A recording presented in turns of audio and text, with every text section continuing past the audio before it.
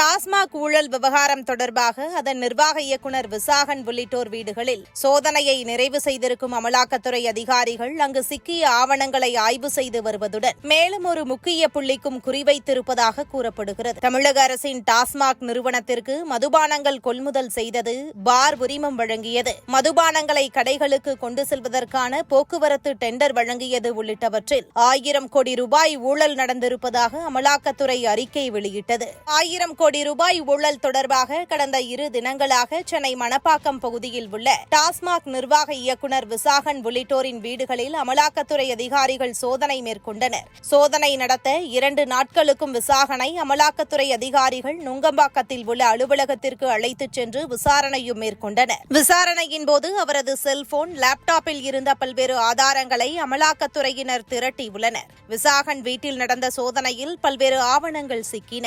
இந்நிலையில் அமலாக்கத்துறை அதிகாரிகள் இதுகுறித்து தெரிவிக்கும் போது விசாகன் வீட்டருகே கிழித்து வீசப்பட்ட ஆவணம் ஒன்றில் அன்பு தம்பி என குறிப்பிட்டு டாஸ்மாக் நிறுவனத்தின் செயல்பாடு குறித்த விவரங்கள் இடம்பெற்றுள்ளன. அந்த துறையின் முன்னாள் அமைச்சர், நிதி மற்றும் உள்துறை அமைச்சருக்கு அனுப்பிய தகவல்களும் அதில் இடம்பெற்றுள்ளன. மேலும் உயர்நீதிமன்ற உத்தரவின்படிதான் டெண்டர் செயல்முறை வெளியிடப்பட்டது. டாஸ்மாக் நிறுவனத்தை பொறுத்தவரை பெரும்பாலும் திமுகவினர்தான் பயனடைந்துள்ளனர். சில இடங்களில் கட்சிக்குள் பிரச்சினைகள் எழுந்துள்ளன. சட்டவிரோத டாஸ்மாக் மதுபான கூடங்கள் அரசுக்கு கெட்ட பெயரை ஏற்படுத்தி வருகின்றன என்பது போன்ற வாசகங்களும் இடம்பெற்றுள்ளன. யார் யாரிடம் எத்தகைய மதுபானங்களை கொள்முதல் செய்ய வேண்டும் என அரசு தரப்பில் தெரிவிக்கப்பட்ட குறிப்புகளும் கிடைத்துள்ளன. ஆவணத்தில் இருந்த உரையாடல்கள் சென்னை பட்டினப்பாக்கம் MRC நகரில் வசித்து வரும் தொழிலதிபர் ரத்தீஷ் மற்றும் விசாகன் இடையே நடந்திருப்பதாக தெரியவந்துள்ளது. டாஸ்மாக் மதுபான கூடம் டெண்டர் விவகாரத்தில் ரத்தீஷின் தலையீடு அதிகம் இருந்துள்ளது. இதனால் டாஸ்மாக் ஊழல் விவகாரத்தில் அவருக்கு முக்கிய பங்கு இருக்கலாம் என்ற சந்தேகம் எழுந்துள்ளது.